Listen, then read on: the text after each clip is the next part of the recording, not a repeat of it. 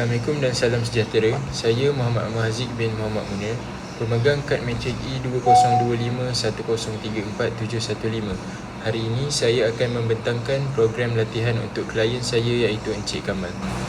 Encik Kamal berumur 48 tahun dan bekerja sebagai pengurus IT. Beliau mengamalkan gaya hidup sedentari iaitu duduk lebih 8 jam sehari dan tidak pernah bersenam secara konsisten. Berdasarkan penilaian kesihatan, beliau mempunyai BMI obesiti tahap 1, tekanan darah yang menunjukkan hipertensi peringkat 1 serta bacaan gula darah puasa pada tahap pradiabetes. Selain itu, beliau juga mengalami sakit belakang bawah dan sering berasa letih. Matlamat utama beliau adalah untuk menurunkan berat badan, meningkatkan tahap tenaga dan mengawal tekanan darah. Bagi rasional program ini direka menggunakan prinsip FIT iaitu frekuensi, intensity, time dan type bagi memastikan latihan yang selamat, berkesan dan sesuai dengan keadaan klien.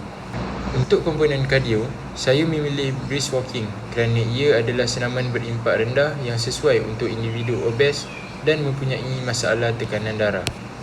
Senaman ini membantu meningkatkan kesihatan jantung, membakar kalori dan meningkatkan stamina secara beransur-ansur. Bagi latihan kekuatan, saya memilih wall push-up kerana ia sesuai untuk beginner dan membantu menguatkan otot bahagian atas badan tanpa memberi tekanan berlebihan pada sendi. Ini juga penting untuk meningkatkan metabolisme dan menyokong postur badan. Akhir sekali, latihan flexibility seperti hamstring stretch dipilih untuk meningkatkan kelenturan otot, mengurangkan ketegangan dan membantu mengurangkan sakit belakang bawah. Secara keseluruhannya, pemilihan senaman ini adalah berdasarkan faktor keselamatan, kesesuaian dan keberkesanan untuk klien sedentari seperti Encik Kamal. Kita boleh lihat video demonstrasi senaman yang telah dibuat. Demonstrasi senaman. Untuk kardio, brisk walking. Untuk komponen kardio, saya memilih brisk walking dan cara pelaksanaannya dengan berjalan dengan kelajuan sederhana di mana klien masih boleh bercakap tetapi sedikit tercungap. Pastikan badan tegak, pandangan ke hadapan dan ayunan tangan secara natural. Tempoh cadangan dalam 20 hingga 30 minit sebanyak 3 hingga 5 kali seminggu. Cara pernafasan pula, tarik nafas secara konsisten dan hembus secara terkawal sepanjang berjalan. Kesilapan yang biasa dilakukan antara kesilapan adalah berjalan terlalu perlahan dan membungkuk semasa berjalan.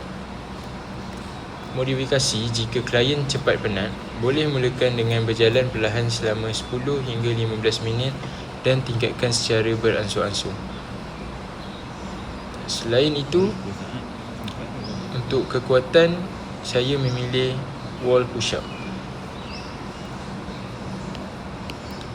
Cara pelaksanaan wall push-up dengan berdiri menghadap dinding dan letakkan tangan pada paras dada dengan jarak sedikit lebih lebar daripada bahu.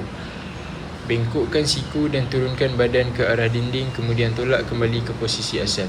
Pastikan badan sentiasa lurus dan dari kepala hingga kaki. Lakukan sebanyak 10 hingga 12 ulangan untuk 2 set. Tarik nafas semasa turun dan hembus nafas semasa menolak badan ke atas. Kesilapan yang sering dilakukan ialah siku terlalu terbuka luas dan badan tidak lurus semasa melakukan pergerakan. Untuk lebih mudah, berdiri dengan lebih dekat pada dinding. Dan untuk lebih mencabar, jarakkan kaki dari dinding. Yang terakhir untuk flexibility ialah hamstring stretch.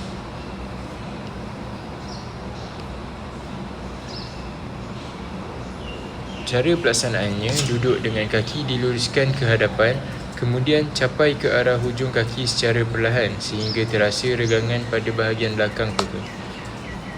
Tahan posisi selama 15 hingga 20 saat dan ulang sebanyak 2 hingga 3 kali. Seperti biasa, bernafas seperti biasa dan elakkan menahan nafas. Kesilapan yang sering dilakukan adalah memaksa badan terlalu jauh dan melakukan pergerakan secara bouncing. Jika sukar, Klien boleh membengkokkan sedikit lutut atau menggunakan tuala sebagai bantuan untuk menarik kaki. Kesimpulannya, program latihan ini direka khas untuk Encik Kamal sebagai permulaan yang selamat dan berkesan berdasarkan keadaan kesihatan beliau. Dengan konsistensi dan pemantauan yang betul, program ini dapat membantu beliau mencapai matlamat untuk menurunkan berat badan, meningkatkan tenaga serta mengawal tekanan darah. Seterusnya, dalam video ini saya akan membentangkan program latihan untuk klien yang kedua iaitu Puan Aisyah, seorang wanita berumur 70 tahun. Puan Aisyah merupakan seorang warga emas yang mengalami penurunan kekuatan otot, keseimbangan yang kurang stabil serta osteoartritis ringan pada lutut. Beliau juga pernah hampir terjatuh beberapa kali. Matlamat utama beliau adalah untuk meningkatkan kekuatan fungsional, memperbaiki keseimbangan serta mengekalkan kemandirian dalam melakukan aktiviti harian. Untuk analisis keperluan klien ini, berdasarkan kes, terdapat beberapa isu utama berkaitan penuaan yang dihadapi oleh Puan Aisyah. Yang pertama ialah penurunan kekuatan otot yang menyebabkan beliau sukar untuk bangun dari kerusi tanpa bantuan tangan. Kedua ialah masalah keseimbangan yang meningkatkan risiko jatuh, yang merupakan salah satu risiko utama dalam kalangan warga emas. Yang ketiga, osteoartritis pada lutut yang menyebabkan kesakitan dan menghadkan pergerakan. Dari segi keperluan latihan, faktor neural seperti keseimbangan dan koordinasi perlu diberi penekanan bagi membantu meningkatkan kestabilan badan. Selain itu, kekuatan fungsional juga penting bagi membantu pergerakan harian seperti duduk, berdiri dan berjalan dengan lebih selamat. Terdapat beberapa modifikasi perlu diambil kira untuk memastikan keselamatan Puan Aisyah. Antaranya ialah penggunaan sokongan seperti kerusi atau dinding semasa melakukan senaman bagi mengelakkan kehilangan keseimbangan. Selain itu, pergerakan yang melibatkan lutut perlu dikawal seperti melakukan squat separa ataupun half squat ataupun mini squat bagi mengurangkan tekanan pada sendi lutut yang mengalami osteoartritis. Program ini dirancang berdasarkan prinsip FIT. Dari segi kekerapan, latihan dilakukan sebanyak 3 hingga 4 kali seminggu bagi memastikan konsistensi tanpa menyebabkan keletihan berlebihan. Dari segi intensiti, latihan berada pada tahap rendah ke sederhana bagi memastikan keselamatan dan keselesaan semasa bersenam. Dari segi masa, setiap sesi latihan berlangsung selama 20 hingga 30 minit bergantung kepada tahap kemampuan klien. Dari segi jenis pula, program ini memfokuskan kepada latihan fungsional, keseimbangan dan mobiliti bagi membantu Puan Aisyah mengekalkan keupayaan melakukan aktiviti harian secara berdikari. Berdasarkan perancangan ini, saya telah memilih beberapa senaman yang sesuai iaitu sit to stand. Stand adalah senaman yang melibatkan pergerakan harian seperti bangun dan duduk. Ia membantu menguatkan otot paha dan pinggul yang sangat diperlukan untuk meningkatkan keupayaan bergerak secara berdikari. Selain itu, senaman ini juga membantu meningkatkan kestabilan badan dan mengurangkan risiko jatuh dalam kalangan warga emas. Seterusnya, heel raises. Senaman heel raises mula memberi fokus kepada otot betis yang berperanan dalam keseimbangan dan pergerakan berjalan. Dengan menguatkan otot betis, ia dapat membantu meningkatkan kestabilan semasa berdiri dan berjalan serta mengurangkan risiko kehilangan keseimbangan.